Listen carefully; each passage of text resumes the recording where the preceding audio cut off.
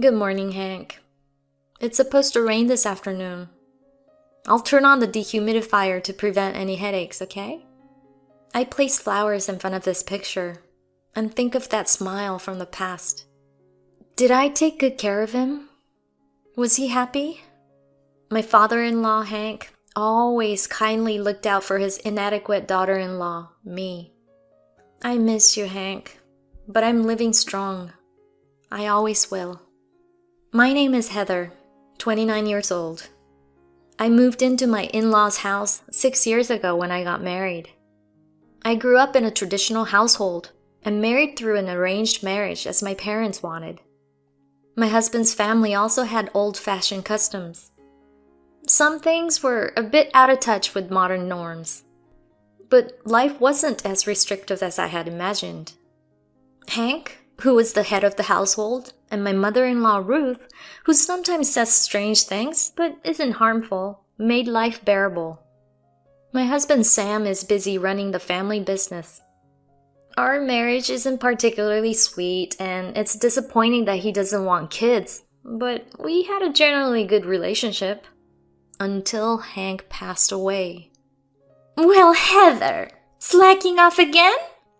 The weather's supposed to get worse, and it's so humid and unpleasant. You talking to his photo every day is so gloomy. Complaints came from my mother-in-law, Ruth. Her voice seemed to have become even sharper since her husband died. Good morning, Hank. I went outside and saw the flowers you liked blooming, so I got some for you before the rain. I tried to smile. I didn't want her to ruin my good mood from the morning. But Ruth's expression only got more annoyed. What? Showing off those flowers? Trying to say you took care of them or something? Are you implying I'm neglectful? Deep wrinkles appeared on her forehead. I sighed inwardly, thinking she should stop frowning if she's going to use a facial roller every night. You know, Heather, you have no sense. Running the dehumidifier before it even rains? It's a waste of electricity. She implied I didn't consider who pays the bills. She's dripping with sarcasm. Her nagging has gotten worse since Hank died. What used to be occasional odd complaints have become relentless. I thought it was just her loneliness, but lately, it seems she's actually looking for reasons to criticize me. This morning, Sam asked me, "Can you wash and dry my shirts for my trip starting tomorrow?" So I was hanging them to dry when Ruth came in. Hanging them here will dry them the fastest, I said. The forecast said that hang-drying clothes outside was difficult. Oh, what a great excuse! Blaming your lack of preparation on my son? You're a disgrace of a wife. You've gotten quite thick-skinned since moving here. She scowled, but I wasn't shirking my chores. It's impossible to prepare in advance for a last-minute request. But she doesn't care and keeps nagging.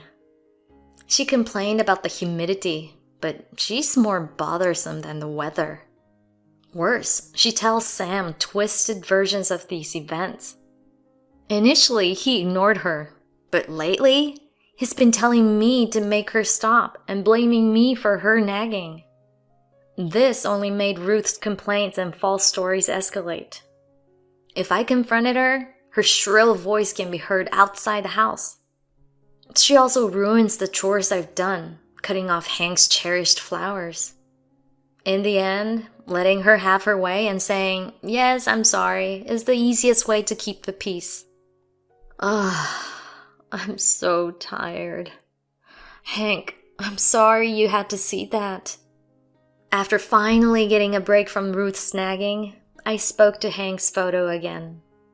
When he had a stroke, she said, "I can't take care of him," and did almost nothing. So I took care of him instead. He always thanked me with a gentle smile, saying, "You're a big help, Heather. Thank you." Having lost my father when I was young, I initially didn't know how to interact with Hank, but he was firm, yet kind. He often thanked me, and his words were never lacking. He was positive about everyday events. One incident stands out. Early in my marriage, when I was still getting used to the kitchen in this house, I forgot to turn on the oven with the meat inside. I was bracing myself for a scolding, but Hank said, "A meal tastes even better when you're really hungry.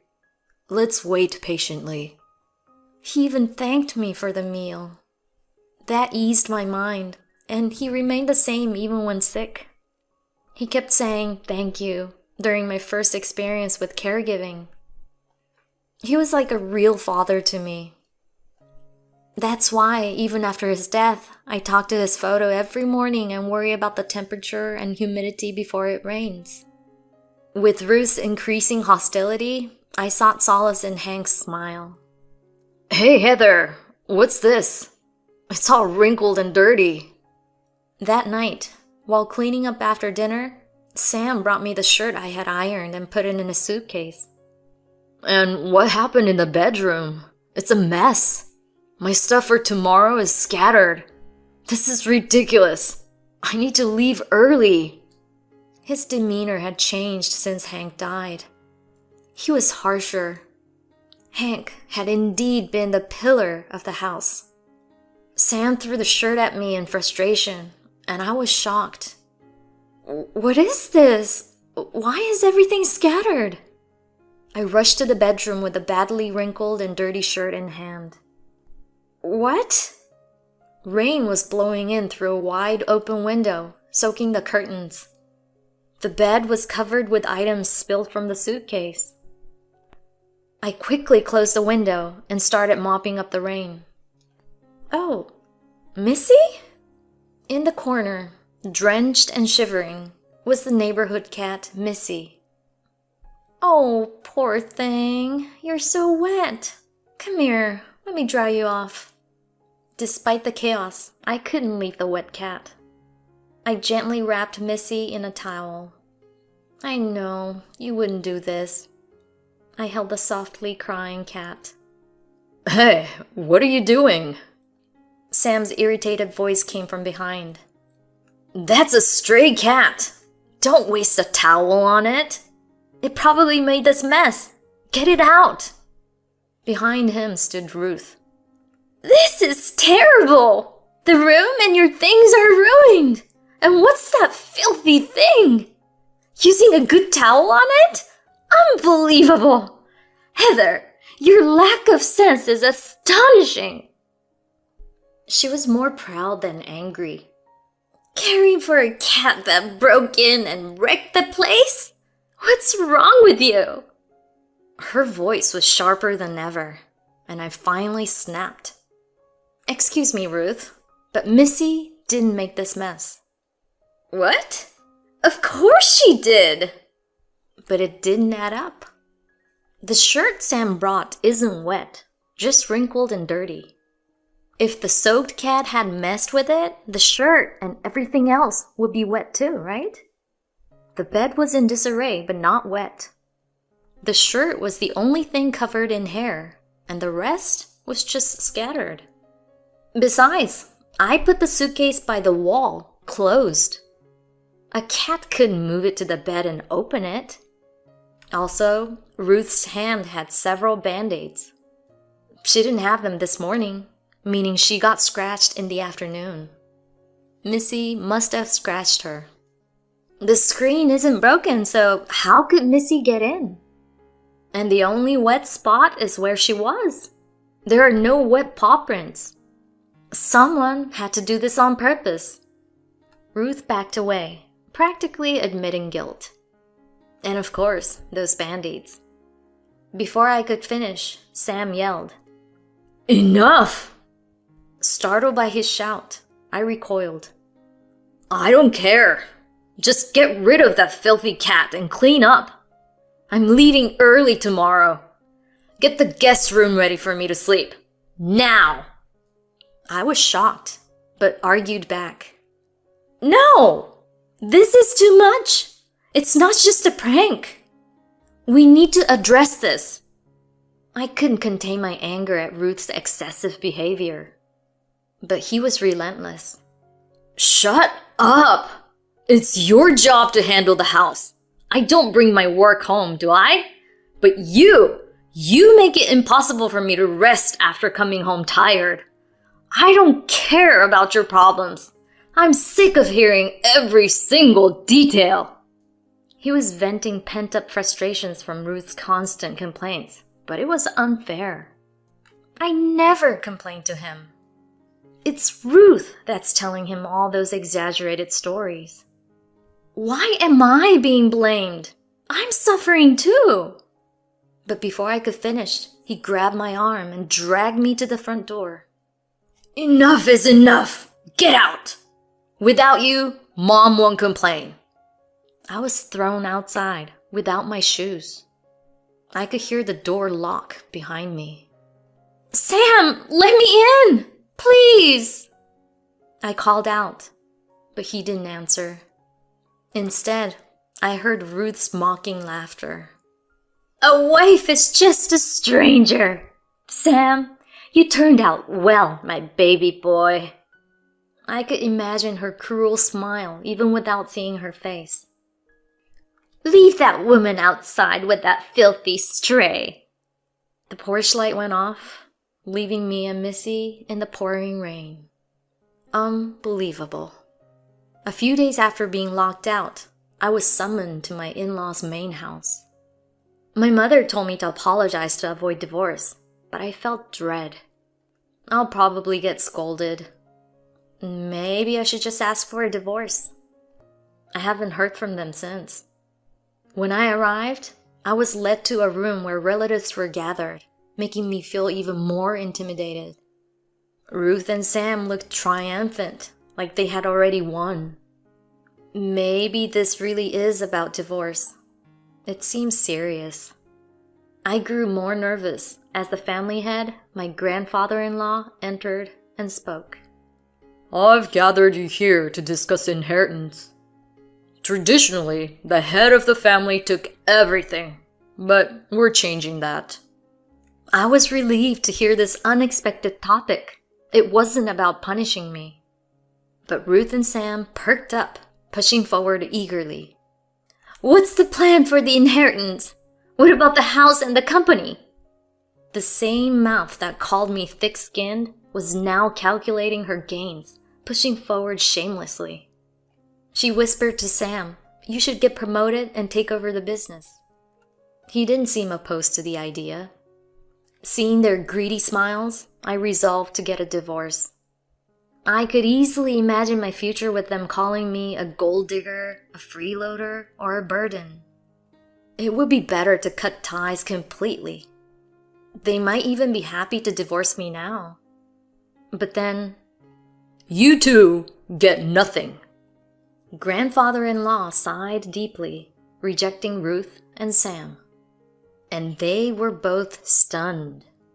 The inheritance goes to Heather. You get nothing. I was stunned, and Ruth and Sam were speechless. You must be joking! She has no right! She ran away! You're divorcing her anyway, right, Sam? Handling family dispute is a hassle. If we're short-handed in managing the house or the company, it's more efficient and better for mental health to hire help. He dismissed me coldly. Then, grandfather-in-law pulled out an envelope. A will? He read Hank's will. If there's trouble after my death, all property returns to the main house. Heather will continue to receive support. In other words, I would always be taken care of. No way! This can't be! They were shocked. Hank worried about family strife after his death. I laughed it off, but he was right. It's disgraceful how quickly you've mistreated Heather. He shrugged. Heather, I'll give you what's necessary for your future. You can stay married or not.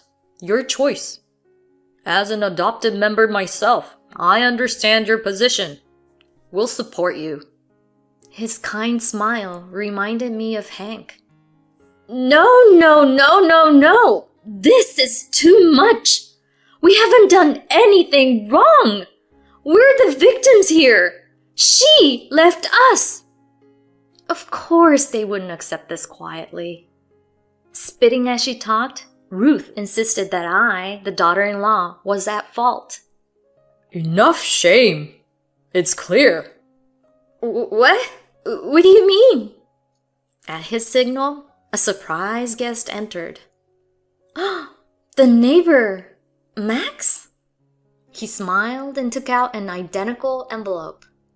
Hank asked me to report any issues. Kicking her out barefoot in the rain wasn't right. Missy saw it too. Didn't you, you little munchkin? He handed Missy to me. Thank you for the help and the fare that night, Max. I never properly thanked you. Holding Missy, I smiled. You already thanked me with those sweet fruits. Thanks for those. And no need for formalities. Hank helped me in hard times. I owed him. He teared up as if remembering something. We should help each other out in tough times. That's what he always said. He was a good man. The neighbors know you suffered after he passed. We're sorry you had to go through that. My eyes welled up, thinking of how Hank had sown seeds of kindness that resulted in the neighbors supporting me. Do you still claim to be victims? He asked Ruth and Sam sternly, watching our exchange with their mouths agape. You treated Heather like an outsider. If you can't respect her, you should leave. Sam, you're fired from the company. You two can go somewhere else, start from scratch, and learn some humility. They shrank under his stern gaze. No. This can't be! Under the family's cold stares, they had no choice but to leave. Sam struggled to find work, and they both ended up with part-time jobs. I divorced, but stayed in the house with grandfather-in-law's permission, looking after Hank's memorial. The family assured me I could consult them if needed. The neighbors gave us some fresh peaches. Let's enjoy them together. Here, Missy, a little for you too. Surrounded by smiles and kindness, I resolved to cherish these peaceful days. My husband gave my daughter's gift to my niece, saying, her mom's a struggling single mother. This ended up revealing a shocking truth. I was worried that my relationship with my husband was becoming strained. One day, my mother gave my daughter a stuffed animal as a birthday present, but my niece wanted it, and my husband gave it to her. I got angry, saying it was bad for our child's education, but my husband refused, saying my sister is a single mom. Then, my daughter's bombshell statement made me suspect something between my sister and my husband. As I investigated, surprising facts came to light. What on earth did I discover? I knew marriage was easy, but divorce was hard. But actually, getting divorced consumed a lot of energy. People who are thinking of getting married from now on should think carefully. You absolutely shouldn't get married on a whim. Did I get married on a whim? Was it really that tough? Well then, let me share my experience. I dated Andrew, whom I met at the company I joined after graduation, and he later became my husband. At that time, I was also 23 years old, and my husband, who was 3 years older, seemed very attractive to me.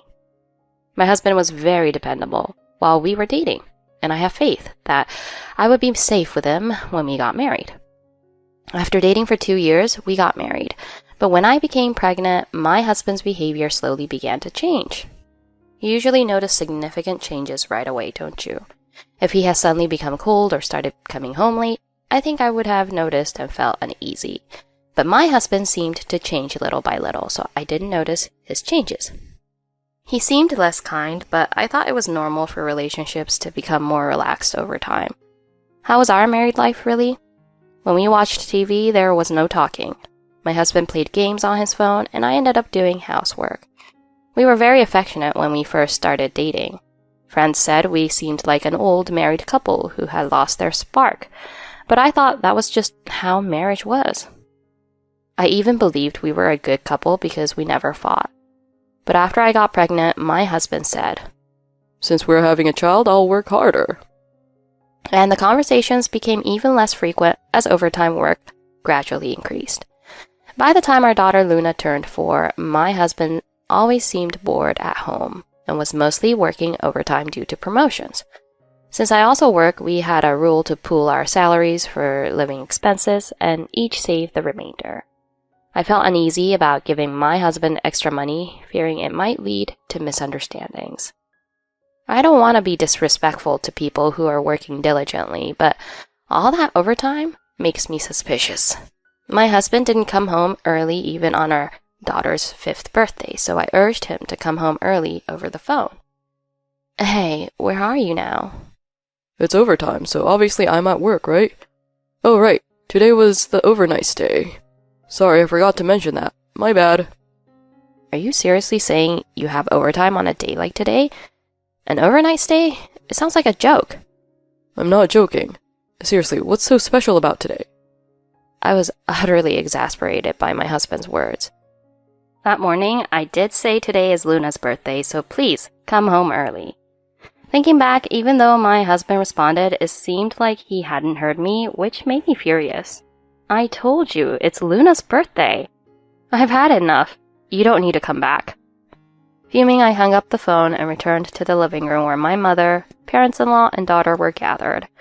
My father is away on business by himself, and my sister Susan is away traveling with her daughter Molly.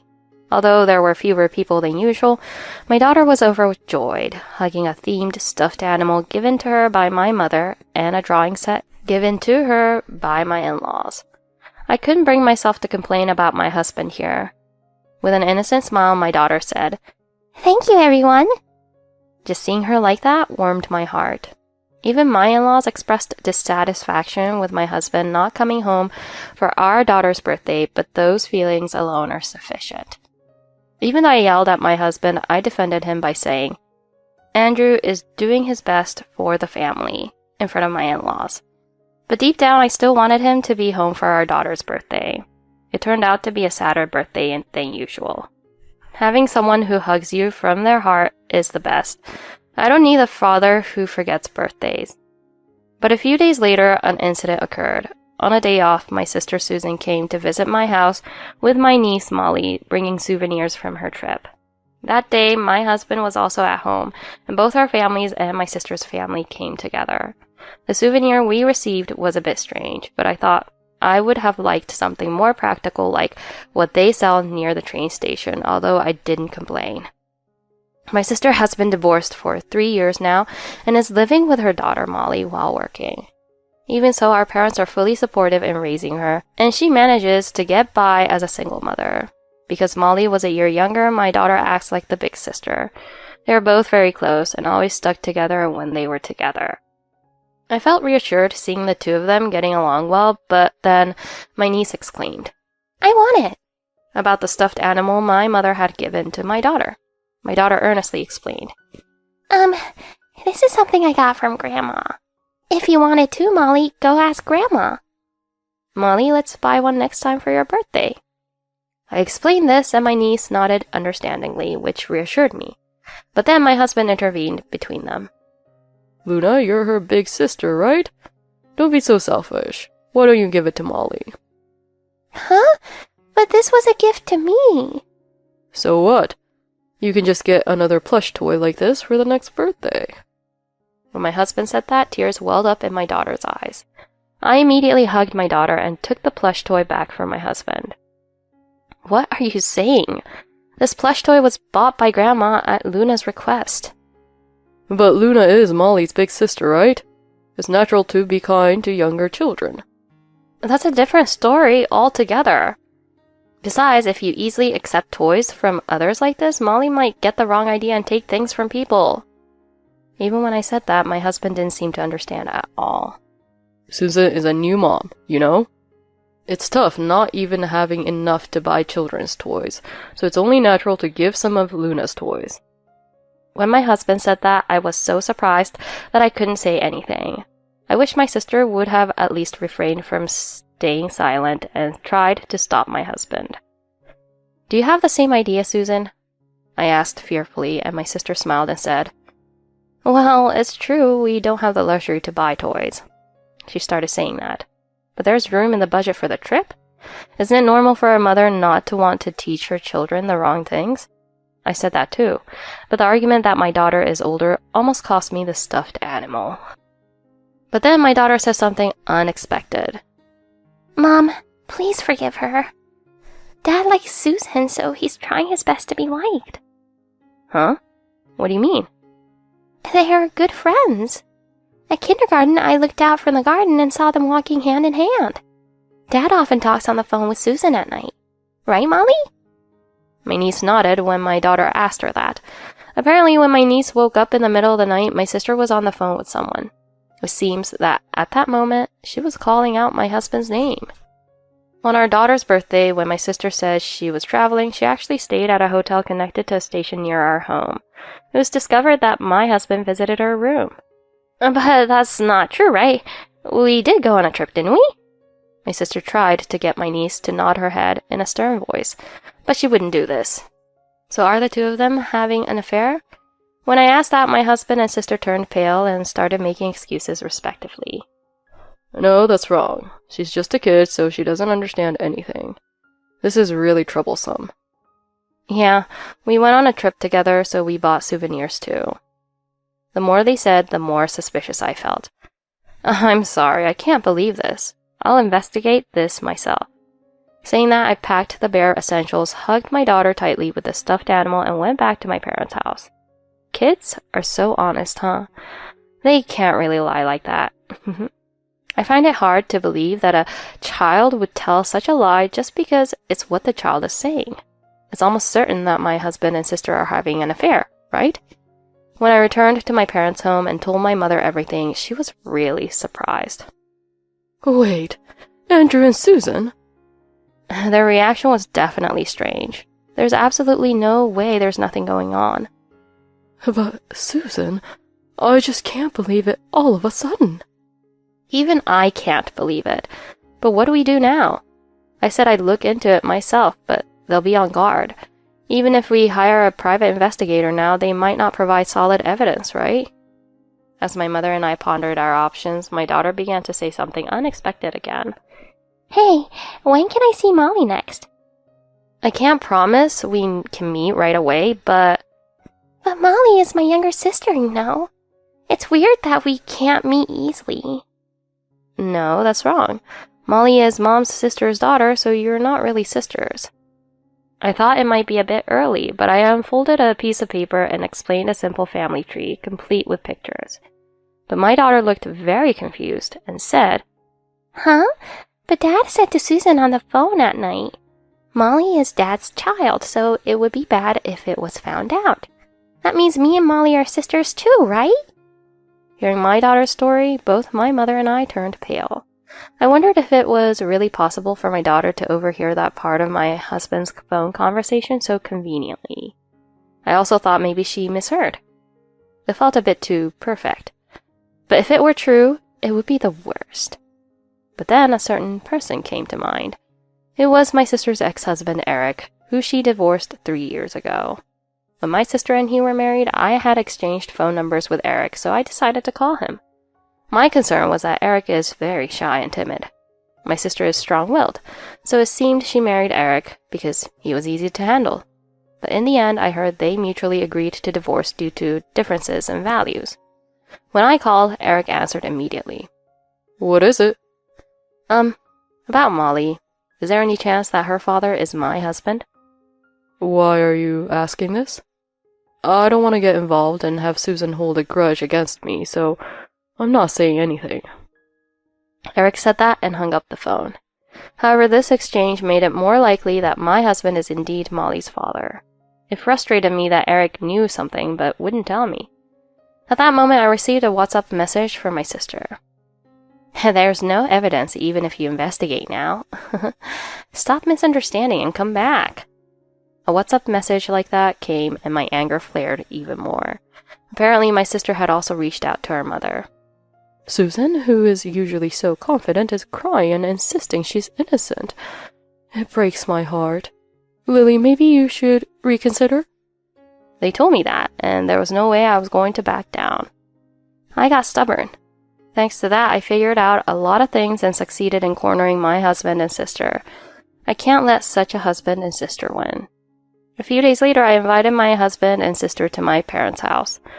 I asked my mother to take care of my daughter and niece upstairs, and since my father had returned from his work assignment, he joined the discussion. First, we decided to hear my husband and sister's side of the story. Lily is making a lot of noise about how we are having an affair, that I'm Molly's father, and so on, taking a joke the kids made at random. Daddy, you need to talk some sense into Lily. We're not in that kind of relationship. I'm busy raising Molly. I don't have time for an affair. Lily, I'm just busy with work. Saying I'm cheating because I'm working late is an insult to my hard work. They claimed they had done nothing wrong and that I was the one who misunderstood. Is that all you have to say? If it's found out later that you're lying, you'll need to take responsibility as adults. When I said that, both my husband and sister laughed mockingly. But when I prompted a certain person to enter the room, their faces turned pale and they froze. It was Eric who walked in. My sister snapped out of it and glared at Eric with a terrifying expression, and Eric started trembling. Eric, please stay strong. I had to be firm with him, but Eric finally composed himself and took a seat. My father then spoke to Eric gently. Eric, it's been a while. How have you been? It's been a long time. I've been fine, but I haven't forgotten my resentment towards Susan. Resentment? What do you mean? In the past, Susan was intimidating, and I could have rightfully claimed compensation, but I gave up that right and ran away. But the reason I divorced Susan wasn't due to differences in values. It was because Susan was cheating with Andrew. Eric blurts out, causing my sister to become furious. Eric, why are you telling such lies? Correct this right away or you'll regret it later. Eric trembles in fear, holding his head in both hands, and my father immediately intervenes to stop my sister. Stop it. What Susan is doing is extortion. I won't tolerate using fear to retract statements like this. When my father intervened, Susan was left dumbfounded and couldn't argue anymore. Until now, Eric has likely been treated well by my sister. It seems Susan has done something outrageous to you. As a father, I feel sorry. I'm sorry. No, perhaps my fearful demeanor allowed Susan to say such things. You are humble. It's impressive how, despite your fear, you've come this far. A few days ago, Lily came to my house and asked me to protect her daughter. Seeing others like Lily doing their best, it was embarrassing for a man like me to run away. About a week ago, I asked my mother to tell Eric's mother, and through Eric's mother, I arranged to meet at Eric's home. I thought it would be difficult to get his cooperation given his personality, but after persistent efforts, I managed it. Then I took out an envelope from my bag and spread its contents on the table. It was the DNA test results proving that Eric and my niece were not related. I've been worried since Molly was born that she doesn't resemble me at all. It's not difficult to suspect that she might be someone else's son, especially with Susan coming home late every night. When I secretly did the test, it turned out just as I expected. Susan, who is Molly's father? My sister, who was intimidated by my father's stern gaze, couldn't answer his question. Still scared, her face furrowed. I suspect it might be Andrew's child, but I still don't know who the father is. When Eric looked at my husband, he too couldn't meet his gaze, and his face was buried like my sister's. So I put something on the table. I'm also suspicious about your relationship with Molly. Can you cooperate with the test to clear up this doubt? But my husband refused, shaking his head with a pale face. With that attitude, it was as if he himself were saying he was the father. If you have nothing to hide, you should be able to undergo the test. My father shouted, and it seemed like my husband realized he couldn't escape, so he immediately provided a sample. That day we temporarily dispersed. You know the result, don't you? We won't know until we actually see the results, right? It could be another man. 2 weeks later, we gathered at my parents' house minus Eric. My husband and sister looked pale, waiting for their sins to be exposed. Well, I already knew the result, so I felt relieved. The results of the DNA test that I put out on the table proved that my husband and niece were parent and child. This must be some mistake. Lily, did you tamper with something? My husband was making such a fuss, but I coldly denied it. There's no way I could have done that. My father also intervened at my husband's attitude. Didn't I collect the sample right in front of you? How can you accuse Lily of tampering with it? He got angry and my husband quieted down. Furthermore, I showed my husband a certain document. It was bank account records. Actually, when we first got married, we downloaded a banking app to view each other's savings accounts. But we used different banks, so it got buried in other apps and forgotten. I thought I'd take a look to see my husband's money movements. Then I was surprised to find out that my husband had been sending a large sum of money, $1,000 each month, to my sister. Why did my bank account information leak to you? Did you just sneak into my phone without permission? Look closely, you can see the printouts for the last 3 days, right? Did you forget that when we got married, we installed a banking app that we both use? Oh, I remember that there was a banking app installed that I didn't use and I deleted it. Is this $1,000 possibly child support? It often arrives late like this money, doesn't it?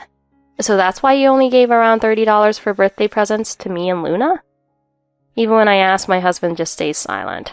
I thought it was pointless to talk about it any further, so I decided to end the conversation. Anyway, I'm going to divorce Andrew. And after that, I'm going to claim compensation from Andrew and my sister. Huh? You're saying you'll demand compensation from me, a single mom? After getting involved with someone else's husband? What are you saying? It's disgusting that you and my husband would get together. If you're going to do that kind of thing, be prepared to be sued for compensation. Or maybe you should ask Andrew to pay you. It seems like he has the leeway to pay you $1,000 a month. When I said that, my husband raised his voice and my sister began to get angry. Why do I have to pay for her too? Huh? It's partly your fault too, so take responsibility. Why is it my responsibility? If you earned more, it would be a different story. You even made me pay on our dates. You insisted on paying, didn't you? As my husband and sister started a heated argument, my father kicked them out of the house. Well, we'll settle this through lawyers then. Just before closing the front door, I said to my husband and sister with a smile, well, it's only natural since he cheated. When they were having fun, it was good, but the affection crumbled at the slightest touch. After that, my husband and I divorced and I claimed child support. Naturally, I demanded compensation from both my husband and my sister. It seems my husband took on debt to pay the compensation because I was said to receive the majority of the property division. He called me and said firmly, I'm not going to pay Susan's share of the alimony, he asserted. My husband has repayments and child support payments to make to me. At work, it seems he messed up his job due to an affair with my sister and got transferred to a different department, significantly reducing his income. Even though it's just him, life must be tough. As for my sister, she pleaded with me to accept installment payments, knowing she couldn't pay all at once. Knowing my sister had no money, I agreed it was better to accept installments than risk her evading payment altogether by insisting on a lump sum. My sister, who had been working part-time until now, has been leaving her niece with my parents and working tirelessly. Until marriage, she worked as a part-timer, then as a full-time housewife and single mother, and after that, she only worked part-time. It seems that obtaining regular employment as a full-time employee was difficult for her after she passed her mid-30s. I heard that she's working multiple part-time jobs, and it's physically demanding these days. It seems tough for her now that she's paying child support to our parents for taking care of her niece. Our parents have no intention of letting her live at home, so she's spending her time alone and lonely. I'm glad my niece didn't stay with her or my husband. I have concerns about both of them as parents. I don't care what happens to my husband and sister, but I need to protect my kids. So now I'm living at home, a family of 5 daughter-niece parents. My niece also got her favorite stuffed animal for her birthday, and my daughter and niece play dolls together. My niece is the child of my husband and sister, but the child is innocent. She's an honest and sweet girl, and I want to take care of my niece as much as I do my daughter. By the way, I'm still working hard at raising my kids. It's a bit tough, but with my parents supporting me, I feel like I can manage even though it's hard now, thinking that eventually they'll grow up and leave my care. If my daughter and niece grow up healthy and lively, that's all I need. Watching my children grow is the most exciting part. Divorce was tough, but it was good to separate properly. Thank you for listening this far. I feel relieved to see the kids happy. Thus, Lily ends her relationship with her husband and sister because they prioritized her sister's child over her own daughter. It's sad to be betrayed by those you consider family. Many men have a relationship with other women despite having a wife and daughter. It's important to be careful not to be deceived by such men. After moving into our new home, my cheating husband said, "I'm marrying my terminally ill ex." Leave. 6 months later, frantic calls followed. The day I moved into my long-awaited new home, I became homeless. My husband chose to be with his terminally ill ex-girlfriend, and now she looks at me with a triumphant smile. Moreover, my in-laws are welcoming his new wife without even scolding my husband. To top it all off, they have the audacity to demand custody of my beloved daughter.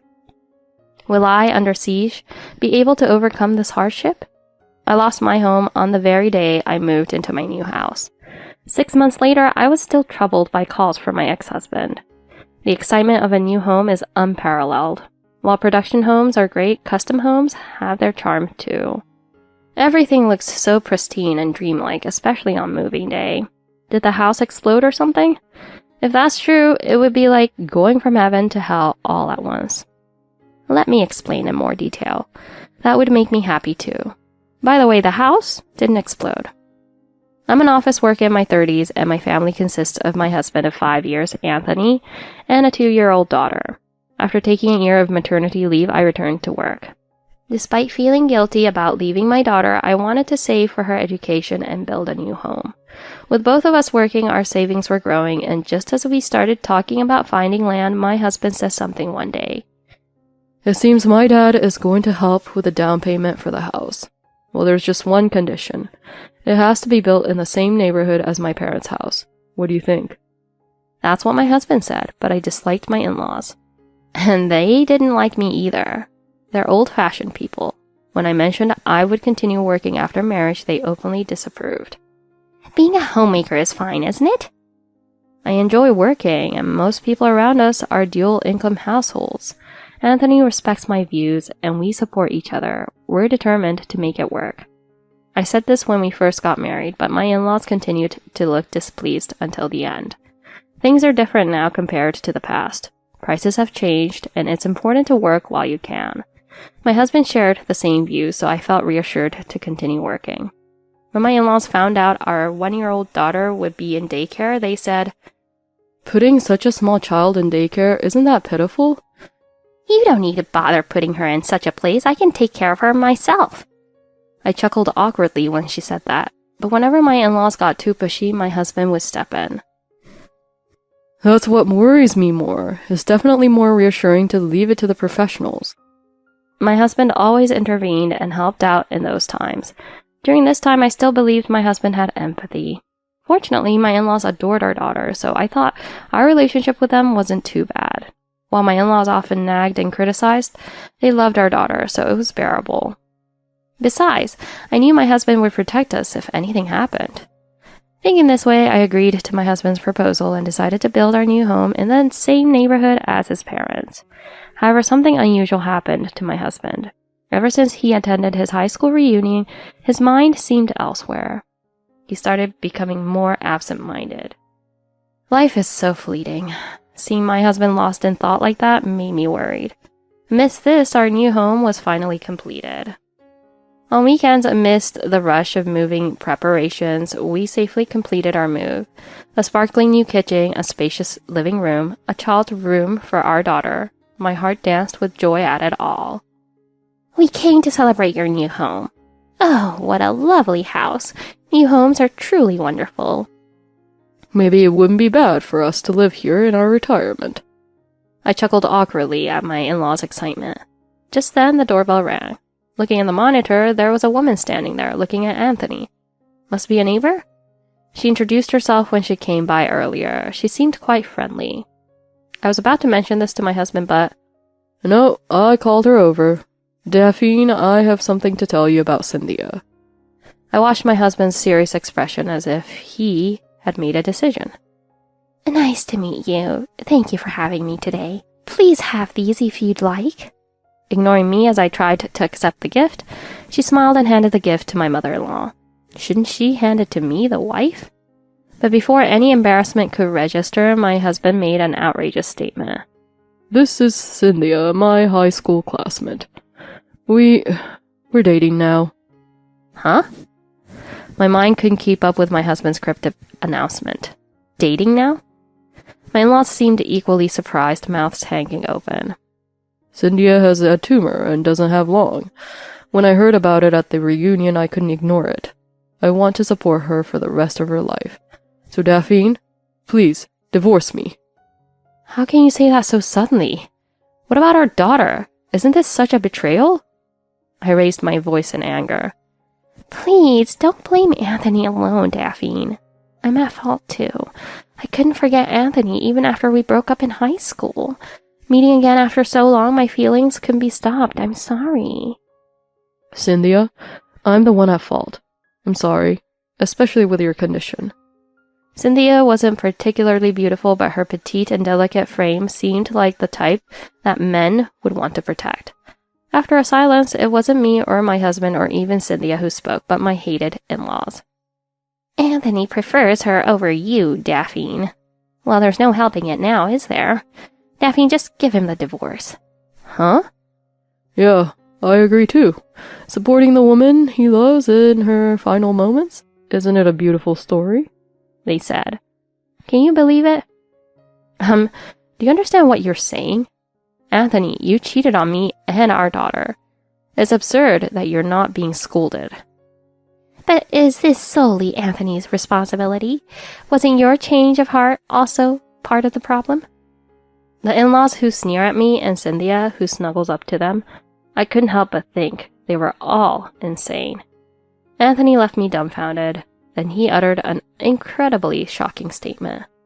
So, about our daughter, I think I'll take custody. My parents live nearby, and Cynthia will quit her job to become a full-time housewife. I feel sorry for our daughter having only one parent, and financially I think it's better for her. Please rest assured that Anthony and I will raise your daughter well. Cynthia said that with a triumphant look, as if looking down on me. I couldn't believe what my husband was saying. It's because of you that she'll have only one parent. I hurriedly took my sleeping daughter in my arms and ran out of the house as if to escape, running frantically to the main street. Fortunately, my in-laws didn't chase after me, but all I had at the time was my phone and wallet. My parents' house is just a plane ride away, but I have work. I felt like crying in misery, but I held back because I didn't want to worry my daughter. I then called someone and explained everything. It was my friend Emily, who lives in the same city. She divorced a few years ago and is now a single mother. What? That's unbelievable. Anyway, come over right now. Emily's words were truly a lifesaver for me. Emily has a 4-year-old daughter, and her daughter warmly played with my daughter, saying, "Let's play together." Your husband and in-laws are problematic, but that woman really pisses me off. She looks just like my ex-coworker who suddenly quit recently. Maybe it's because her name is also Cynthia. It's even more irritating. Look at this woman. And she showed me a photo from a year-end party or something. I trembled when I saw that photo, because the person in it was my husband's affair partner. Emily, this is her. My husband's affair partner. I heard she has a tumor or something, and she doesn't have long to live. What? A tumor? Tumor? Could it be that thing? After that, I heard a shocking story from Emily. The day after I left home, my husband contacted me. It seems he wanted to remarry Cynthia quickly, so he gave up custody and agreed easily to compensation and child support. It was moving day, so my daughters and my belongings were sent to the office in boxes. When I told my boss and coworkers about the divorce, everyone had opinions on the statements and actions of the in-laws. Since the nursery and work were within a reasonable distance, my daughter and I stayed in the area for a while. Daphne, thanks for picking me up today. I owe you one. Emily and I helped each other out when she had to work overtime and vice versa. Later, I started living alone with my daughter. Common acquaintances told me that my ex and Cynthia had remarried after the divorce. I heard they held a wedding, but many friends declined to attend once they heard the reason, so it ended up being only a family affair. 6 months after the divorce, my husband called, but I avoided talking to him as I didn't want to hear his voice. I thought he might send an email after giving up, but the phone rang again. Thinking it was delayed child support, I decided to answer. Daphne, I'm glad you finally picked up. Listen, I was tricked by Cynthia. She's completely fine, full of energy. Please, Daphne, I'm sorry. I'm leaving Cynthia. Please come home. I didn't know where to start, but I couldn't stand spending a night at the home I didn't love. So there's no reason to go back there, and it's impossible to get back together with you. I said calmly, but from the phone I could hear my husband sniffle uncomfortably. Cynthia should be fine with just monitoring the uterine fibroid, right? Huh? I thought she had a tumor, so I imagined malignant tumors like brain tumors. I have uterine fibroids too. They're small and asymptomatic though. If the symptoms worsen, it seems treatment may be necessary, but I hear that many people are just under observation. It seems my husband and in-laws managed to deflect the topic even when they heard the diagnosis. This is what I heard from Emily and later found out. Cynthia was diagnosed with a small uterine fibroid during a routine checkup. At this stage, the doctor said no treatment was needed. Despite that, Cynthia, perhaps wanting attention at the reunion, exaggerated and claimed she had an incurable disease. Furthermore, upon learning my husband was building a new home, it seems Cynthia wanted to take over the role of wife. Such thoughts are frightening, and I truly think my husband is a real fool for firmly believing the lie. Cynthia must have been quite grateful for my in-laws' supportive comments. And incredibly, Cynthia said, "My ex-boyfriend believed I had an incurable disease, and that's how we started dating again. He divorced his wife to be with me. He said I could quit my job because my health must be tough, and on top of that, he's building us a new home. What a jackpot." It seems she was bragging about it at work. Of course, colleagues, including Emily, were taken aback. She looks healthy and fine, and there's no sign she's been to the hospital, so I confronted her. Then she flipped out and said, You just believed it without even checking properly. I didn't do anything wrong. And apparently after, Cynthia stormed out of the house. If you had known, Daphne, you should have told me. If you had, I wouldn't have divorced you. It's hard enough to pay the mortgage on the house on my own. I don't know why I'm being blamed for Cynthia. It's hard. Hey, what do you mean you wouldn't have divorced me? Why are you acting like you did the divorcing? Don't get it twisted. I'm the one who initiated the divorce. I divorced to get away from your fantasy-filled mind and your crazy parents. My husband seemed completely overwhelmed by my forceful tone and fell silent. As I was about to hang up the phone, Please, Daphne, come back. We were just deceived by that woman. I heard a feeble voice from my mother-in-law, who usually only nagged me. It seems she had been listening to our call beside my husband, and as I remained silent, feeling uncomfortable, my father-in-law spoke up. Why not say something? Taking care of a child alone is tough, right, Daphne? Instead of being stubborn, come back. My father-in-law's voice seemed exasperated. So you're here too? Of course, my husband is a scumbag. My in-laws are quite the pieces of work too. That's right, children really do learn from their parents, as they say. No way, you've gotta be kidding. After the divorce, raising my child has become easier. I think because I no longer have to deal with this unreasonable family. What's with that attitude? My father-in-law shouted at me. That's the part of you I dislike. Can't you show respect to your elders? Where exactly should I show respect to people who have aged but haven't matured at all? But I have to admit, there's one thing I find impressive about you, Mom. I wouldn't be able to condone my husband's cheating. Huh? Hey, you! What are you saying? I could hear my father-in-law's voice, which had been completely condescending towards me until just now, sounding quite flustered, but I ignored it because I didn't care. Actually, shortly after my divorce, I encountered a certain scene. A couple walked affectionately arm in arm in front of me. The man was clearly my father-in-law. Well, he can't blame his son, can he? He's cheating too. But remember what you told me, Mom? If you fall in love, there's nothing you can do about it. So I guess it's inevitable, right? What? But why? Shocked, she was visibly shaken. Daphne, please forgive us. We'll do anything. In the background, I could hear my mother-in-law shouting at my father-in-law while my husband's voice remained lifeless. Please forgive us. Your wife lied about being sick and ran away when it was exposed, right? What does that have to do with me? It doesn't concern me at all. But if Cynthia hadn't lied, we could still be living the way we used to. Do you realize that by cheating, you didn't just betray me, but also our daughter? Her illness was a lie, so now, let's get back together? What a fairy tale. What? No way. We've already divided the assets and I got my compensation. It ended for me half a year ago. It's a memory I don't even want to recall. So stop contacting me over trivial matters.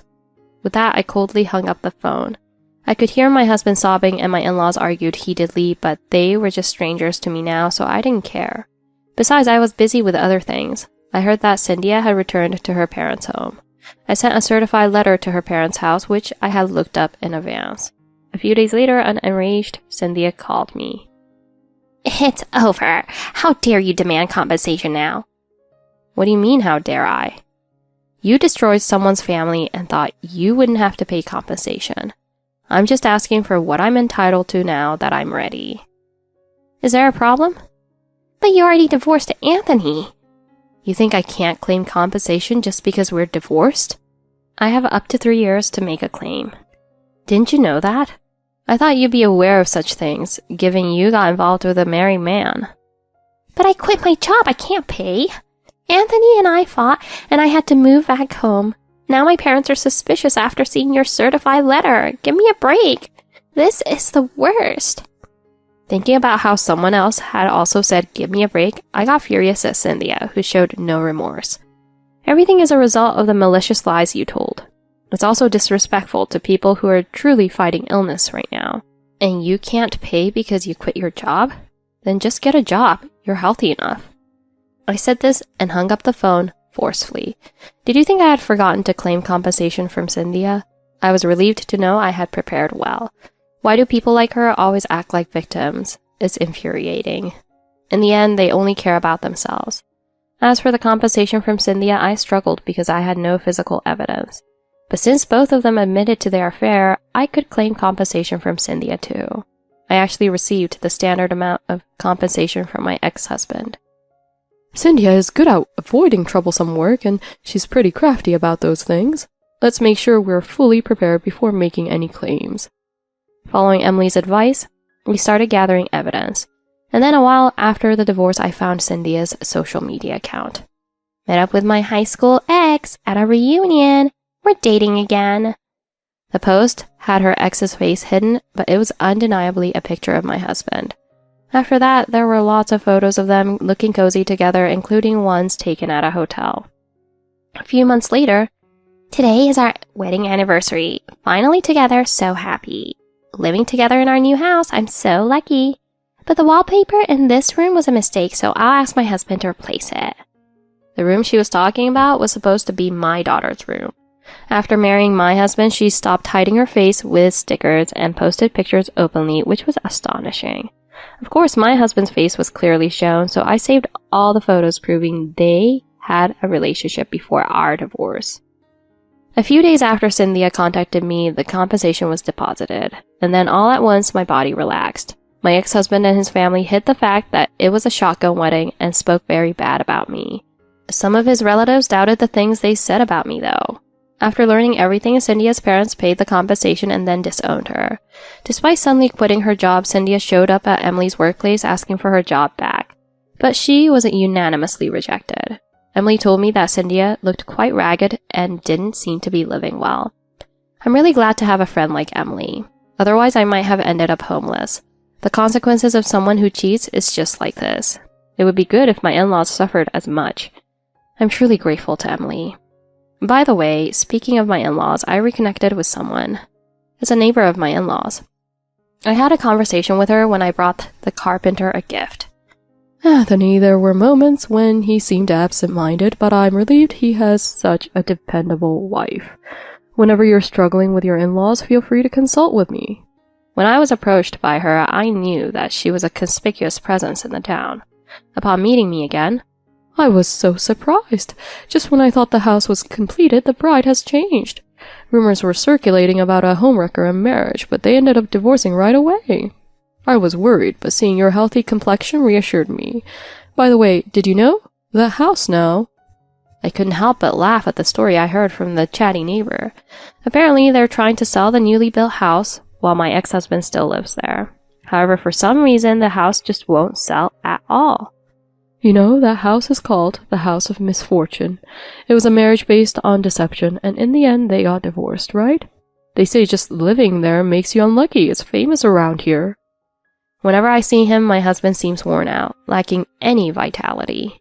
After divorcing Cynthia, it seems there were talks about suing her for fraud. However, Cynthia is currently missing. Could it be that she's actually become homeless? I've had such thoughts, but they don't matter now. By the way, it seems my in-laws had a tough time afterward. It seems my father-in-law had an affair with a subordinate, and my enraged mother-in-law unexpectedly stormed into the company. As a result, my father-in-law was demoted from his position and became an ordinary employee. His affair partner was also transferred to a regional office.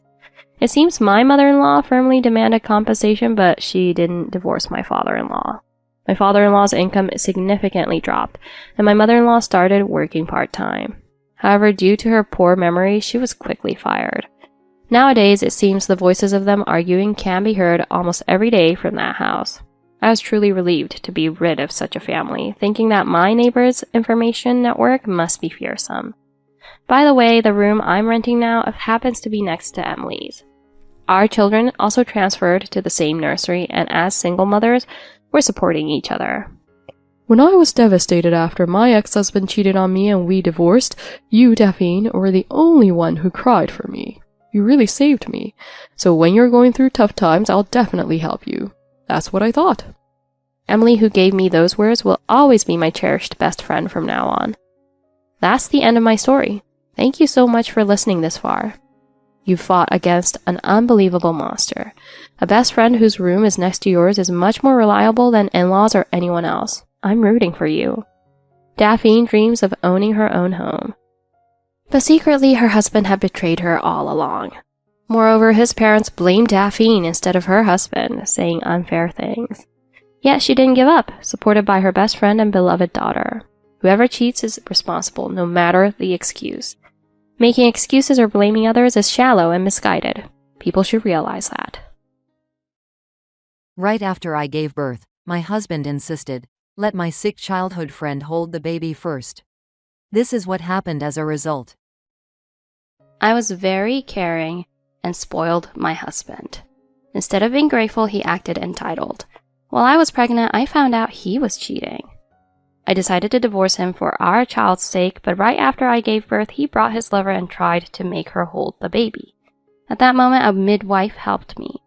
How exactly did this midwife save me? Right after giving birth, my husband said, Let my childhood friend hold the baby first. But the midwife's words made him turn pale. I've always liked taking care of people and couldn't leave those in trouble alone. I have 2 younger brothers and a nurturing personality. I had a husband who needed a lot of care. His name was Austin, and he was such a messy person that it triggered my maternal instincts. Oh, so you couldn't keep up with taking care of him? People who are too caring need to be careful not to be used and abandoned. I didn't realize it at the time, but I was being used by my husband. I met him in my early 20s, and we started dating because he showed up to a group date with a crooked tie, which caught my attention. We both lived alone, but I was like a devoted wife to him. On weekends, I would go to his place and do almost all the housework for him. By the time I reached my late 20s, If you're coming over to do chores all the time, wouldn't it be easier if we just lived together and you did them? Shall we get married? my husband suggested this, and I agreed without hesitation. But even after we got married, his messy habits didn't change. As the first and second years of our marriage went by, he started treating me with more indifference. No matter what I did for him, he acted like it was his right to have it done. He began prioritizing his friends over spending time with me on weekends, so we spent less and less time together. Even though I liked taking care of him, I felt neglected being left alone. I often vented to my best friend from school, Catherine, but she would remind me. I told you to date someone more responsible and kind before you got married. Jill, I know you have a thing for hopeless guys. She would just say and sigh. When I was dating my husband, she used to get angry on my behalf, but now she seems exasperated. Still, I was grateful she remained my friend, and I tried not to complain about my husband too much. It seems Jill has poor taste in men. Well, in Jill's case, it seems like she intentionally chose a loser, so she has no right to complain. When I got pregnant, my husband was overjoyed, and I thought we could be happy as a family of 3. Well, that ideal didn't come true. Something happened during my pregnancy that changed my feelings for him. When I was suffering from morning sickness, he didn't show any concern for me. Morning sickness again? Ugh, that must be tough. He didn't help out at all, even when I couldn't do the chores properly. He just left the house messy. At the time, I kept my dissatisfaction to myself. I had heard of husbands who blamed their wives for suffering during pregnancy, so I thought my situation was still better. But when I entered the stable period of my pregnancy, I went out with Catherine and discovered a secret about my husband. That day, my husband was out early because he had plans with his male friends.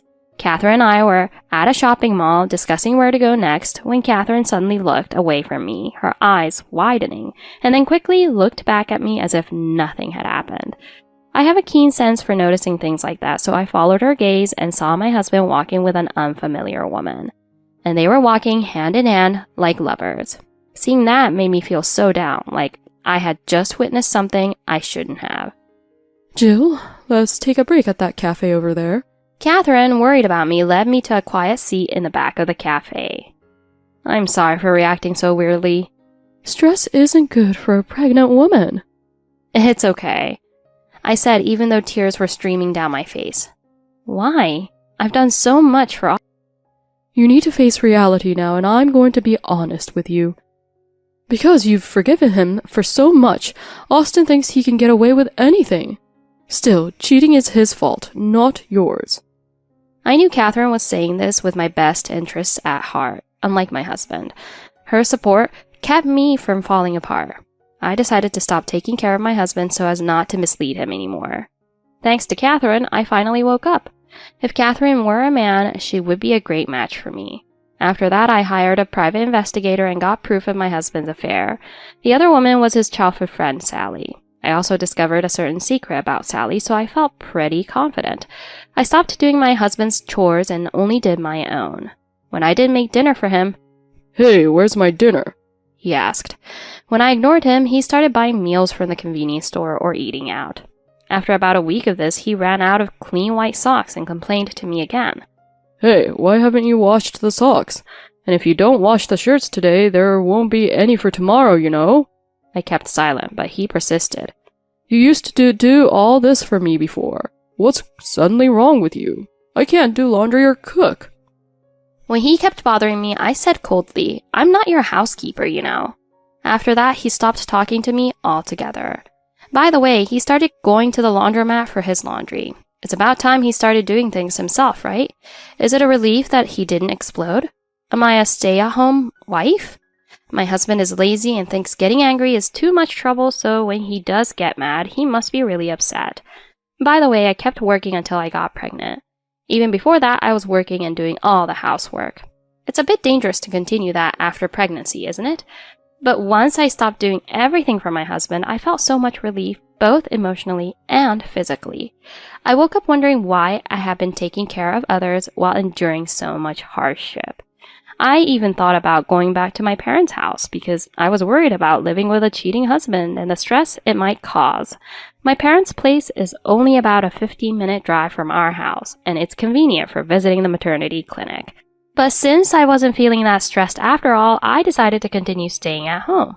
About a month into this, my husband's anger exploded. "Why aren't you doing my laundry? You're ignoring me. You're supposed to be my wife. I married you because you do the housework for me." When he yelled like that, I thought it was time and called my mother-in-law on the spot. "Oh, Mom, I'm sorry, but could you and Dad come over together? I'm thinking about divorcing Austin." When I said that, my parents-in-law came right away. My mother-in-law and I are close, and she always prioritizes me over her son when something happens. I showed the results of the infidelity investigation once my in-laws had gathered. My husband went pale, sweat beading on his forehead, looking completely stunned. It turns out Sally, his childhood friend, was his affair partner. "You both know her, right?" When I asked, my in-laws got down on their knees with my husband. "Jill, we're deeply sorry for our son's despicable actions. I'm truly, deeply sorry. This is unforgivable. Austin, apologize properly. My mother-in-law scolded him, and my husband hastily apologized. Jill, I can't believe you knew. I'm so sorry. Even with his apology, I couldn't bring myself to forgive him. Did he think he could do anything just because I'm kind? While I was struggling with morning sickness and everything else, he was out there cheating like it's no big deal. I'm sorry. Please forgive me. I don't think you can be a father to this child. Let's get divorced. When I said that, my husband lifted his head, but as soon as he saw my face, he looked away. I had never shown anger towards him before, so he probably didn't realize I could intimidate with just my gaze. Growing up, I often scolded my younger brothers when they misbehaved, and they would cry and apologize just by meeting my eyes. From then on, my husband and I sat with my in-laws and had a quiet discussion. According to my in-laws, my husband and Sally had been childhood friends since elementary school, visiting each other's homes frequently. Sally has always been fragile, and my husband used to take care of her a lot, but they drifted apart after starting high school in different places. I had thought the relationship ended when Sally moved out of the state after becoming a working adult. At least that's what my in-laws had told me. Then my husband explained further. Sally came back here 3 years ago. Huh? 3 years ago, but that's before we got married. Well, Sally says she was too weak due to illness and couldn't work. She's been receiving help from her parents and recovering at home. She just went out with me on weekends to have fun. He said that, but there were also photos of Sally entering and leaving hotels. I found it strange. How could she do that if she's ill? But it looks like she's going to hotels. She started going to hotels about 2 years ago, but she said it's okay for her to do that. But she doesn't have the energy for things like childbirth. He said that, but both my parents and I were puzzled. What kind of convenient illness is this? It's severe enough that she can't work, right? Shouldn't she avoid strenuous activities and such? Is it something related to mental health? At that moment, my husband seemed to have exhausted all explanations about Sally. I was already fed up and felt there was no point in listening to his explanations, so I decided to just let the conversation flow. Maybe you should have married Sally instead, Austin. Sally is delicate and can't handle household chores, so I'd have to take care of her forever, right? That's why you're different, Jill. You can do anything. When my husband said that, both my in-laws and I were furious. What do you think marriage is about? Marrying Jill with such thoughts. Who do you think you're talking to? You can't even be a husband or a father. I'm going back to my parents' house. When I yelled in anger, my husband, visibly shaken by my intensity, turned pale and apologized repeatedly. I'm sorry. I don't want to divorce you, Jill. From now on, I'll cherish you, Jill. It's too late. I'll involve a lawyer, so stay away from me from now on. Immediately after that, I packed my belongings, and the next day my parents came to pick me up. My husband tried to stop me, but he got yelled at by my father and ended up standing there half in tears. What a pathetic guy. I guess this is what you get when you like bad boys. It's not like I specifically like bad boys, you know. I just want to be treated nicely by someone I like, and I want to be valued. I just have a strong desire to take care of others. After that, I went back to my parents' house and my father started driving me to and from work. His workplace is a bit far, so I ended up waiting at the office entrance for about 20 to 30 minutes on the way back, but it's fine with a chair there. But about 5 days after returning home, my husband started ambushing me after work. He arrives about 30 minutes earlier than me, and since his workplace is closer, he must have hurried over. How dare you treat me like that the other day? I got lectured for hours by my dad and mom after that, you know? He stormed into the hallway shouting like that. Well, if you got lectured, maybe you should reflect on your actions. It's your fault for cheating, so what are you even saying? Anyway, I won't be satisfied until I get an apology from you. Get down and apologize. We were arguing like that, drawing attention from nearby employees. What a mess. When my dad's car arrived, my husband hurriedly fled, so I was finally free. But even after that, my husband kept ambushing me after work, fleeing whenever my dad's car showed up. I had no choice but to wait on another floor in the company, then get a call when my father arrived and get into the car right away. But if it's like this every day, it's tough for me too. Can't you work remotely? Yes, Catherine suggested it to me over the phone, and I immediately consulted my boss. Since my job is administrative, I was allowed to work remotely until I go on maternity leave. My husband seemed afraid of my father, so thankfully he didn't come all the way to our house and I could finally relax and focus on work. He knows I'm pregnant, so he shouldn't come near. Is he trying to harass me? If so, that's beyond human decency. Since entering the final month of pregnancy, I've been staying indoors as much as possible. When I go out, it's always with my father. Some might think I should just hurry up and divorce my husband, but divorce isn't that easy, and I didn't want extra stress during pregnancy, so I decided to wait until after giving birth. 3 days before the due date, my water broke, and my mother took me to the hospital. I went straight into labor and gave birth. It was a difficult time, but the joy of seeing my child born brought tears to my eyes.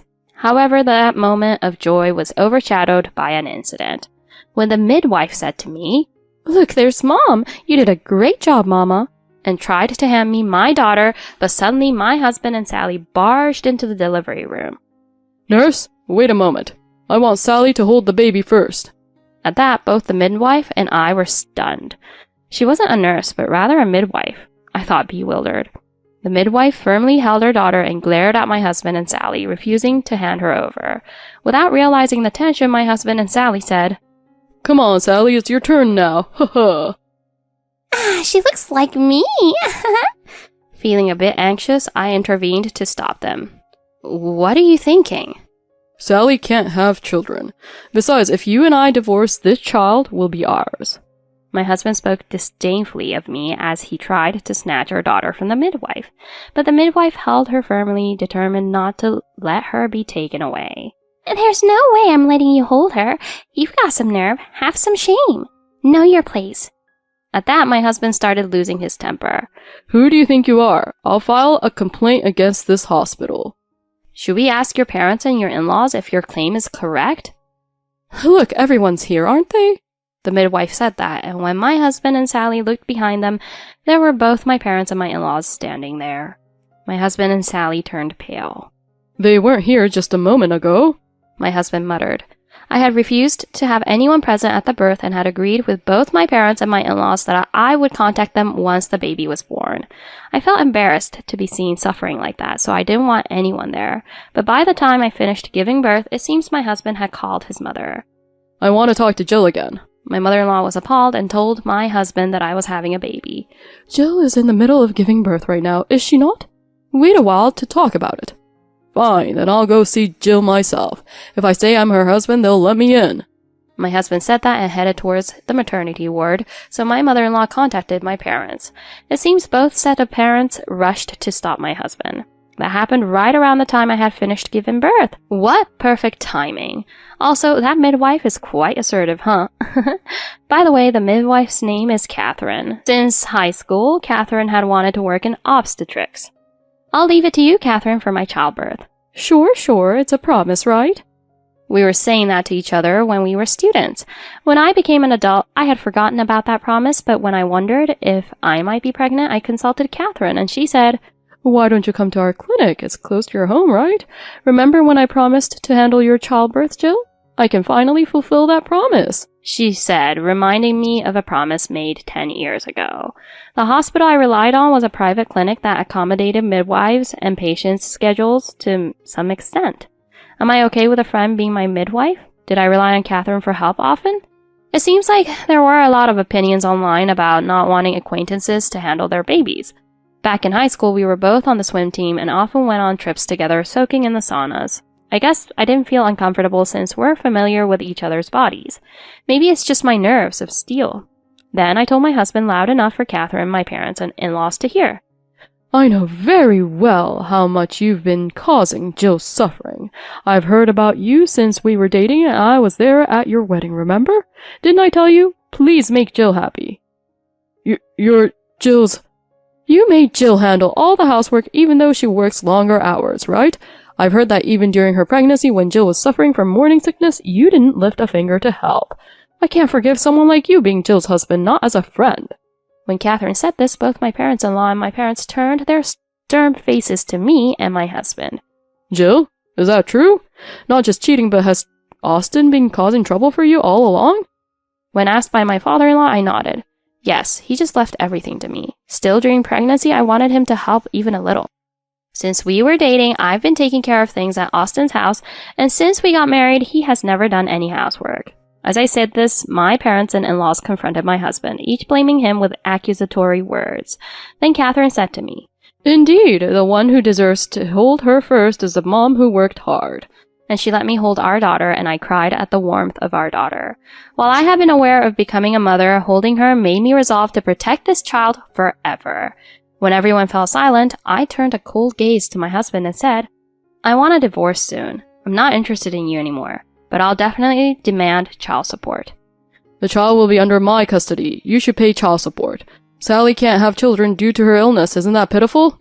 Have you really confirmed that she can't have children? By the way, what's the name of her illness? I heard from the private investigator in the infidelity investigation that Sally is married and seems to be dedicated to her husband. Still, if you care so much about Sally, you should protect her for the rest of her life. When I said this mockingly, Sally showed signs of agitation. Jill, what are you saying? There's no way that's true. Suddenly becoming suspicious, my husband also began to doubt Sally.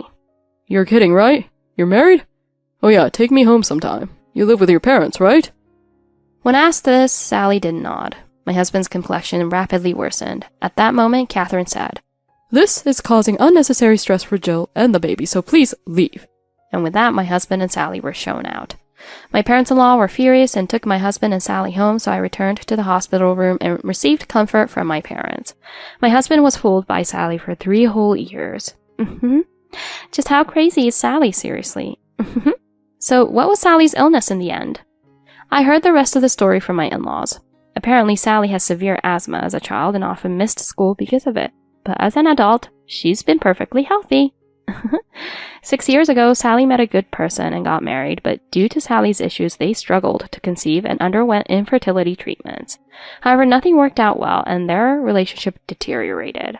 Still, they continued their facade of a marriage, and 3 years ago, due to Sally's husband's job, they returned to our town, where my husband and Sally crossed paths again. Sally hid the fact that she was married and tearfully claimed she couldn't be with anyone due to her illness. My sympathetic husband couldn't abandon Sally, I heard. Jill takes care of everything at home, and even if I cheat, Jill will probably forgive me, right? I heard he told my in-laws that, and I was amazed. And as my husband became deeply infatuated with Sally, he started thinking, I have to protect Sally. When he heard I was pregnant, he even thought about divorcing me after childbirth and raising the child with Sally. From this incident, I learned that being too lenient with people isn't always a good thing. After that, my husband and I divorced without property division. My husband knelt down and apologized to me during our discussion. That was a moment of confusion. I was deceived by Sally. He tried to avoid divorce with those words, but I remained firm. I don't want to deal with you anymore. Let's just get divorced quickly, I said firmly. My husband, almost in tears, filled out the divorce papers. Afterwards, I claimed compensation from both my husband and Sally. It turned out Sally's husband also found out about her affair. They ended up getting divorced too. My husband and Sally also parted ways. My husband has apparently started a side job apart from his main job, leading to days without rest. Until now, all the household chores have been my responsibility, so it seems like he's struggling with just daily life. But apparently, he hasn't been relying on his parents. Originally, my husband was indifferent to his family, and even during his single days, he was somewhat distant from his parents. After my marriage to him, my relationship with his parents was good, but our divorce has deepened the rift between them and my husband. Incidentally, Sally has no social skills, having gone from being a freelancer to a full-time housewife. She can't find a full-time job, so she handles several part-time jobs, keeping it busy every day with work. The end of those who betray their spouses and children. As for me, I've come to live at home, and I'm raising my kids with the support of my parents and close relatives. My in-laws visit us once a month to see their granddaughter. Sometimes I don't sleep well and I am exhausted, but every time my daughter can roll over or walk, I feel happy. My relationship with Catherine continues, and she often visits to see my daughter. To me, Catherine is a benefactor. If Catherine ever needs help, I want to be there for her. It's been a year since the divorce, and my daughter is now 1 year old. I've returned to work while my stay-at-home mom looks after my daughter. I work remotely while also going into the main office 3 days a week. Now, watching my daughter grow is my greatest joy. As a mother, I want to protect my daughter firmly. Thank you for listening this far. I won't spoil my daughter too much. It's great that there are many supportive people around. Hang in there with parenting. Thus, Jill cut off her husband, who only took advantage of her and did not even do things for himself. Her husband now, without anyone to take care of him, must be leading lonely days. In the world, there are various types of people. Those who are good at relying on others, those who are good at taking care of others, and more. Both probably do not lead to good results.